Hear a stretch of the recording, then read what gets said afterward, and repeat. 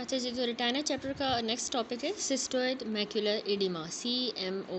Definition देखिए, सिस्टोइड macular oedema होता क्या, ये असल में कलेक्शन होती है फ्लूइड की आउटर जो प्लेक्सिफॉर्म लेयर होती है उसमें और inner nuclear layer of the retina में, ठीक है, सेंटर्ड अराउंड द फीविया।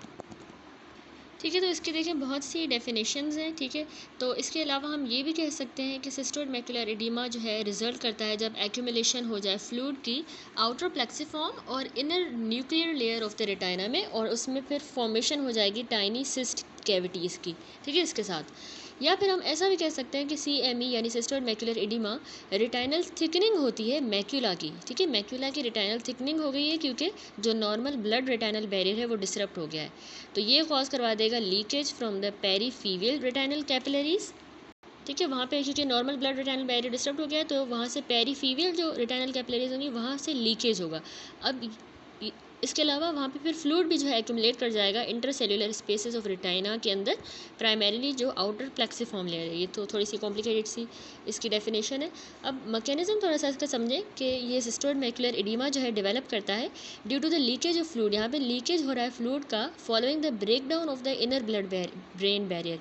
जो इनर वाला ब्लड ब्रेन बैरियर है, याद रखिएगा, वो यहाँ पे ब्रेक डाउन कर रहा है, तो उसकी वजह से फ्लूइड लीक करेगा। दैट इज़ के रेटाइनल कैपिलरीज से लीकेज होगा और एक्यूमुलेट कर जाएगा fluid in the outer plexiform and inner nuclear layer of the retina, ठीक है। रेटाइना की आउटर प्लेक्सिफॉर्म लेयर होती है और इनर जो है न्यूक्लियर लेयर होती है, उसके दरमियान फिर ये फ्लूइड एक्यूमुलेट करेगा। अब इटियोलॉजी देखें किस तरह होता है, ये कॉजेज़ क्या हैं। ये किसी ओकुलर सर्जरी की कॉम्प्लिकेशन की वजह से भी CME हो सकता है और लेज़र से, जैसे for example cataract, glaucoma surgery, pan retinal photocoagulation. इसके अलावा किसी टॉपिकल ओक्यूलर थेरेपी की कॉम्प्लिकेशन, जैसे हम ड्रग इंड्यूस भी हो सकता है CME, यानी एपिनेफ्रिन की वजह से या प्रोस्टाग्लैंडिन्स की वजह से। Retinal vascular disorders like diabetic रेटाइनोपैथी, CRVO, central retinal when occlusion या ब्रांच रेटाइनल वेन ओक्लूजन, इस तरह के रेटाइनल वास्कुलर डिसऑर्डर्स में भी एडिमा होता है। ये वाला हाइपरटेंसिव रेटाइनोपैथी में होता है, कोट्स डिजीज़ में, ईल्स डिजीज़ में, ठीक है। अगर इंट्राओकुलर इन्फ्लामेशन हो, जैसे इंटरमीडिएट यूवेटिस या पोस्टीरियर यूवेटिस, तो लीड करेगा CME की तरफ। रेटाइनल डिस्ट्रोफीज़ में लाइक रेटिनाइटिस पिगमेंटोसा, आगे हम डिटेल में डिस्कस करेंगे। वो कंडीशंस जो विट्रोमैक्युलर ट्रैक्शन करवाएं, जैसे एपीरेटाइनल मेम्ब्रेन, और लास्टली कोरोइडल नियोवास्कुलर मेम्ब्रेन की वजह से भी ये CME सिस्टोइड मैक्युलर एडिमा डेवलप हो सकता है। तो उसमें क्लिनिकल फीचर्स क्या होंगे कि पेशेंट की जो है ना विजुअल एक्विटी, याद रखिएगा, कम हो जाएगी और उसकी कॉन्ट्रास्ट सेंसिटिविटी भी डिक्रीज़ हो जाएगी, ठीक है। तो इसके अलावा मेटामॉर्फोज है, उसको डिस्टोर्टेड इमेजेस नज़र आएंगे और माइक्रोब्स से स्मॉलर नज़र आएंगे। सेंट्रल स्कोटोमा भी होगा। साइंस में हमें जो है उसके पेशेंट की विजुअल एक्विटी रिड्यूस मिलेगी जब हम डायरेक्ट ऑफ्थेल्मोस्कोपी करेंगे या slit lamp biomicroscopy 90D diopters lens के साथ जब स्लिट लैम्प बायोमाइक्रोस्कोपी की जाएगी, तो वहाँ पे जो फीविया में डिप्रेशन होता है ना, नॉर्मली हमने पढ़ा हुआ है एनाटॉमी में, वो डिप्रेशन उसका हमें लॉस मिलेगा, ख़त्म हो जाएगा, कंटूर भी लॉस हो जाएगा और रिफ्लेक्स भी। मैक्युलर जो एरिया है वो बिल्कुल थिकन हो जाएगा, डायरेक्ट ऑफ्थेल्मोस्कोपी में नज़र आएगा, थिकन हो जाएगा और बहुत सी उसमें मल्टीपल सिस्टोइड स्पेसेस बन जाएंगी। याद रखिएगा, फीविया के सेंटर पे हमें एक येलो स्पॉट नज़र आएगा और इसके अलावा टिपिकल हनी कॉम जैसी अपीयरेंस हो जाएगी मैक्यूला की, क्योंकि वहाँ पे मल्टीपल सिस्टोइड ओवल स्पेसेस बन गई हैं, तो हनी कॉम नज़र आएगा हमें, और लेमिलर होल भी विजिबल हो सकता है। तो नंबर थर्ड होता है फीचर्स जो है ये एसोसिएटेड जो डिजीज़ के हैं वो भी हमें मिल सकते हैं, ठीक है, साइंस में कुछ एसोसिएटेड डिजीज़ के फीचर। और एम्सलर चार्ट में हमें सेंट्रल ब्लरिंग डेमोस्ट्रेट करेगा और डिस्टोर्शन, ठीक है, पेशेंट की सेंट्रल ब्लरिंग एंड डिस्टोर्शन हो जाएगी। नेक्स्ट आ जाता है इन्वेस्टिगेशंस। तो फ्लोरेसेंट एंजियोग्राफी जब हम करेंगे तो उस पर हमें फ्लावर पेटल अपीयरेंस मिलेगी due to the dye accumulation in the microcystic spaces in the outer plexiform layer, ठीक है। जो आउटर वाली प्लेक्सिफॉर्म लेयर होती है वहाँ पे क्योंकि डाई एक्यूमुलेट कर जाएगा वहाँ पे माइक्रोसिस्टिक स्पेसेस के अंदर, तो इसीलिए हमें एक फ्लावर पेटल जिस तरह फ्लावर के पेटल्स होते हैं उसी तरह का FFA पे अपीयरेंस मिलेगी। OCT ऑप्टिकल कोहेरेंस टोमोग्राफी में हमें रेटाइना की थिकनिंग मिलेगी और साथ में वहाँ पे सिस्टिक हाइपर रिफ्लेक्टेड स्पेसेस बन जाएंगे। फीवल डिप्रेशन भी बिल्कुल लॉस हो जाएगा। अब इसकी वजह से सिस्टोइड मैक्युलर एडिमा की कॉम्प्लिकेशंस क्या होती हैं कि लॉन्ग स्टैंडिंग जो इस तरह के केसेस होते हैं उनसे फिर लेमिलर मैक्युलर होल बन जाएगा, ठीक है। मैक्यूला में एक लैमेलर सा होल फॉर्मेशन हो सकती है। ट्रीटमेंट ये है कि इसमें हमें कॉजेटिव जो फैक्टर है उसको ट्रीट करना होगा, यानी anti vascular endothelial growth factor inhibitors देंगे हम, उसके फोटोकोएगुलेशन हम कर सकते हैं डायबिटिक सिस्टोइड मैक्यूलर एडिमा में फोटोकोएगुलेशन, ठीक है। इसके अलावा टॉपिकल ड्रग्स का यूज़ स्टॉप करना होगा, फॉर एग्जांपल 2% एपिनेफ्रीन और प्रोस्टाग्लैंडिन के आई ड्रॉप्स जिनकी वजह से ये हो रहा है, ये स्टॉप करने होंगे। टॉपिकली एंटी प्रोस्टाग्लैंडिन ड्रॉप्स जैसे केटोरोलेट या नेपाफिनेट, ये जब यूज़ किए जाएंगे प्री या पोस्ट ऑपरेटिवली, तो ये प्रिवेंट करते हैं अकरेंस ऑफ सिस्टोइड मैक्यूलर एडिमा जो इंट्राओक्यूलर सर्जरीज की वजह से होता है। तो अगर हम ऑपरेशन के पहले और बाद में हम केटोरोलेट या नेपाफिनेक यूज़ करते हैं तो ये एडवांटेज देगा, ठीक है। इसके अलावा नंबर 4 कॉर्टिकोस्टेरॉइड्स दिए जाते हैं टॉपिकली, और सिस्टेमिक स्टेरॉइड्स भी दिए जाएंगे इन्फ्लामेशन के लिए। एंड लास्ट है कि सिस्टेमिक कार्बोनिक एनहाइड्रेज इनहिबिटर्स भी हम सिस्टेमिकली इसमें ट्रीटमेंट के तौर पे दे सकते हैं। तो अब इसकी जो कॉम्प्लिकेशन हो रही थी, मैक्यूलर होल बन रहा था, उसको डिटेल में नेक्स्ट टॉपिक हमारा डिस्कस करते हैं। मैक्यूलर होल क्या होता है? ये असल में जो सेंसरी रेटिना है हमारी, उसके अंदर ब्रेक आ जाए और वो मैक्यूला के सेंटर पे अगर हो जाए तो उसको हम कहते हैं मैक्यूलर होल। ये बहुत कॉमन है फीमेल में ज़्यादा 2:1 के हिसाब से, और इसका onset 60 to 70 years of age के दरमियान होता है। जो मायोप होते हैं, मायोपिक आई जिनका होते हैं, उनमें जो है ऑनसेट यंगर एज में ही हो जाता है इस मैक्यूलर होल का, ठीक है। ठीक है, तो हम कह सकते हैं कि मैक्यूलर होल जो है ये राउंड फुल थिकनेस का ओपनिंग हो जाती है फीवियल सेंटर पे, ठीक है। मोस्ट केसेस में वैसे तो ये इडियोपैथिक होती है, लेकिन ये किसी एबनॉर्मल विट्रोफीवियल ट्रैक्शन की वजह से भी ये होल बन सकता है। तो एडवेंट जो है ऑप्टिकल कोहेरेंस टोमोग्राफी का, OCT का, जिसने शो किया है कि हमें इसमें partially detached posterior hyaloid clarified, यानी पार्शियली डिटैच्ड पोस्टीरियर हाइलॉइड मिलता है, ठीक है, जो क्लैरिफाई करता है इसके understanding of the macular hole formation. तो डिफरेंट कॉजेज हैं वैसे तो, प्राइमरीली ये इडियोपैथिक या सेनाइल होता है, और सेकेंडरी कॉजेज होते हैं कि इसमें विट्रोमैक्यूलर ट्रैक्शन की वजह से, high myopia, blunt trauma, cystoid macular oedema, macular pucker, या सोलार रेटाइनोपैथी की वजह से हो सकता है, ठीक है, सोलार रेटाइनोपैथी की वजह से भी हो सकता है। तो अब इसमें डिफरेंट क्लिनिकल फीचर्स हैं जो हमें मिलते हैं इस मैक्यूलर होल में। तो सबसे पहले कुछ सिम्टम्स हैं, याद रखिएगा कि एक तो पेशेंट की जो है सेंट्रल विजन जो है टिपिकली रिड्यूस हो जाएगी, तकरीबन 6/60 हो सकती है लेवल पे, 6/60 लेवल तक आ जाएगी, क्योंकि इसमें फुल थिकनेस का होल बन गया है, ठीक है। और जबकि जो पार्शियल होल होगा ना उसमें थोड़ी सी बेटर होगी सेंट्रल विजन। मेटामॉर्फोज या डिस्टॉर्शन ऑफ विजन भी हो सकता है, और पेशेंट को रीडिंग में डिफ़िकल्टी होगी इस मैक्यूलर होल की वजह से। साइंस याद रखिएगा फंडस की जो है एग्जामिनेशन पे डिपेंड करते हैं, फंडस की अपीयरेंस पे भी, और ऑप्टिकल कोहेरेंस टोमोग्राफी फाइंडिंग्स पे। तो मैक्यूलर होल को हमने स्टेजेस में जो है क्लासीफाई कर दिया, डिफरेंट स्टेजेस होते हैं। स्टेज 0 होता है सबसे पहले, प्री मैक्यूलर होल स्टेज उसको कहते हैं, प्री मैक्यूलर। अच्छा जी, तो यहाँ पे सारे जो स्टेजेस हैं गिवन है। सबसे पहला क्या होता है? 0 स्टेज होता है, जिसको हम प्री मैक्यूलर होल स्टेज कहते हैं। ये याद रखिएगा एसिम्प्टोमेटिक होता है, और इसमें नॉर्मल विजुअल एक्विटी होगी, और इसमें पेरीफीवियल विट्रोमैक्यूलर ट्रैक्शन प्रेजेंट हो सकती है। पेरीफीवियल विट्रोमैक्यूलर ट्रैक्शन, VMT उसको कहते हैं। फिर होता है स्टेज 1। स्टेज 1 में सबसे पहले स्टेज 1A है, ठीक है। इसमें क्या होता है कि हमें इम्पेंडिंग मैक्यूलर होल हो जाएगा, यानी अब बनने वाला है, इम्पेंड होने वाला है VMT के साथ, यानी पेरीफीवियल विट्रोमैक्यूलर ट्रैक्शन के साथ जो है अभी होल बनेगा इसमें। तो यहाँ पे इस स्टेज पे 1A पे कोई भी जो है सेंसरी रेटिनल डिफेक्ट नहीं होगा। छोटा सा येलो फीवियोलर स्पॉट हमें नज़र आएगा, जिसमें साथ में फीवियल कंटोर भी उसका लॉस हो जाएगा। और यहाँ पे जब इस स्टेज पे हम ऑप्टिकल कोहेरेंस टोमोग्राफी करेंगे तो हमें फीवियल सूडोसिस्ट मिलेंगी।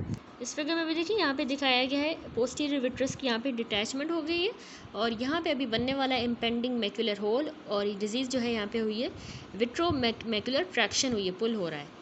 तो बस याद रखिएगा एक येलो स्पॉट होता है 1A स्टेज पे, सेंट्रल येलो स्पॉट बनता है, और फीवियल डिप्रेशन लॉस हो जाएगा। साथ में कोई भी विट्रोफीवियल सेपरेशन अभी यहाँ पे नहीं होगी। येलो स्पॉट थॉट हुआ है कि ये असल में अर्ली जो सीरियस डिटैचमेंट हो रही है ना फीवियल रेटिना की, उस वजह से, उस अर्ली सीरियस डिटैचमेंट की वजह से ये यहाँ पे येलो स्पॉट बनता है। देन आता है स्टेज 1B। स्टेज 1B जो है occult macular whole with VMT, यानी विट्रोमैक्यूलर ट्रैक्शन के साथ अकल्ट मैक्यूलर होल। अब यहाँ पे जो है कोई भी सेंसरी रेटिनल डिफेक्ट यहाँ भी नहीं होगा। येलो सी हमें फीवियल रिंग मिलेगी, और OCT पे हमें ब्रेक मिलेंगे, यानी स्प्लिटिंग मिलेगी आउटर वाली फीवियल लेयर की, margins of which clinically appear as a yellow ring, यानी उसकी जो आउटर फीवियल लेयर होती है वो ब्रेक कर गई है, स्प्लिट कर गई है, तो उसके मार्जिन्स हमें येलो रिंग की तरह नज़र आएंगे, ठीक है। ये 1B की बात हो रही है। क्या होगा याद रखिएगा, यहाँ पे हमें येलो रिंग कॉम्बिनेशन मिलता है, येलो रिंग का इन द फीविया, ठीक है। फीविया में हमें एक येलो रिंग मिलेगी और विट्रोफीवियल सेपरेशन नहीं हो रही, एब्सेंस हो रही है, उसकी एब्सेंस है, और साथ में फीवियल डिप्रेशन जो है वो लॉस हो जाएगा। उसके बाद आ जाता है स्टेज 2 यानी कि मैक्यूलर होल। अब इस फिगर को देखिए, ये स्टेज 2 मैक्यूलर होल जो है, इसमें क्या होता है, स्टेज 2 में स्मॉल फुल थिकनेस का मैक्यूलर होल बन जाता है वीएमटी के साथ, ठीक है, विट्रोमैक्यूलर ट्रैक्शन के साथ, और इसका साइज़ याद रखिएगा 400 माइक्रोमीटर से कम होगा। फीमेल सूडोसिस्ट जो है आगे जाके प्रोग्रेस करेगी छोटे से स्मॉल फुल थिकनेस के होल के अंदर in the centre of the yellow ring, ठीक है। पहले फीमेल सूडोसिस्ट बनी है, फिर वो जो है आगे प्रोग्रेस की है स्मॉल फुल थिकनेस के होल के अंदर in the centre of the yellow ring. और ऑप्टिकल कोहेरेंस टोमोग्राफी जब हम यहाँ पे करेंगे तो उसमें हमें फुल थिकनेस का मैक्यूलर होल नज़र आएगा और अटैचमेंट मिलेगी पोस्टीरियर हाइलॉइड की फोवियल सेंटर के साथ। देखिए हाइलॉइड जो है ना, पोस्टीरियर हाइलॉइड, वो फीवियल सेंटर के साथ अटैच हुआ हुआ हमें ओसीटी पे नज़र आएगा। यहाँ पे देखिए ओसीटी की गई है और यहाँ पे फुल थिकनेस का हमें मैक्यूलर होल नज़र आ रहा है और पोस्टीरियर देखिए विट्रस की डिटैचमेंट भी विजिबल है। ये स्टेज 2 है। उसके बाद स्टेज 2 के बाद स्पॉन्टेनियसली क्लोजर भी हो सकता है मैक्यूलर होल का, ठीक है, या फिर इवन ये स्टेज 3 के अंदर भी प्रोग्रेस कर सकता है, जो कि है वो भी मैक्यूलर होल का ही स्टेज है। इसमें अब क्या होता है, यानी स्टेज 2 में क्या हो रहा था कि सेंट्रल राउंड सा रिटाइनल डिफेक्ट था 400 माइक्रोमीटर से कम डायमीटर का, और उसमें रिम थी एलिवेटेड रिटाइना की विदाउट वेस रिंग। स्टेज 3 में अब क्या होगा कि यहाँ पे हमें, तो अब स्टेज 3 में क्या होता है कि सेंट्रल होल होता है रिटाइनल डिफेक्ट का, जो कि 400 माइक्रोमीटर से अब ज़्यादा होगा, ठीक है, और इसमें साथ में हमें एलिवेटेड रिटाइना की रिम भी मिलेगी विदाउट द वेस रिंग। देन होता है स्टेज 4। अच्छा, स्टेज 3 की थोड़ी सी डिटेल है कि इसमें हमने कहा फुल थिकनेस का मैक्यूलर होल हो जाएगा, जिसमें हमें पोस्टीरियर हाइलॉइड की भी सेपरेशन मिलती है। साइज़ हमने कहा 400 माइक्रोमीटर से अब बड़ा हो गया स्टेज 3 में। तो इस वाले फिगर में देखें, यहाँ पे दिखाया गया है कि फुल थिकनेस का मैक्यूलर होल बन गया है, और यहाँ पे भी जो देखें फुल थिकनेस का मैक्यूलर होल बन गया है। ये स्टेज 3 है। ये फुल थिकनेस का जो होल है ये हमें नज़र आएगा राउंड रेडिश स्पॉट की तरह, जो टिपिकली सराउंड हुआ होगा rim of thicken and detach retina की एक रिम के साथ सराउंड हुआ होगा, ठीक है। ग्रे कफ होगा, सब रिटाइनल फ्लूइड का इसमें प्रेजेंट होगा, ग्रे कफ। तीसरा के पोस्टीरियर हाइलॉइड जो है वो डिटैच हो जाएगी मैक्यूला से, लेकिन वो ऑप्टिक डिस्क के साथ वो पोस्टीरियर हाइलॉइड अटैच रहेगी।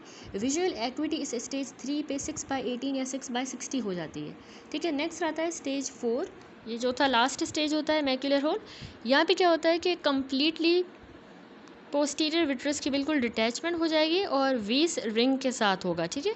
तो याद रखिएगा स्टेज 4 पे फुल थिकनेस का मैक्यूलर होल बनेगा, साथ में पोस्टीरियर विट्रस की भी डिटैचमेंट हो जाएगी डिस्क से और मैक्यूला से, ठीक है। तो अब जो है इसमें ट्रीटमेंट पे आ जाएं।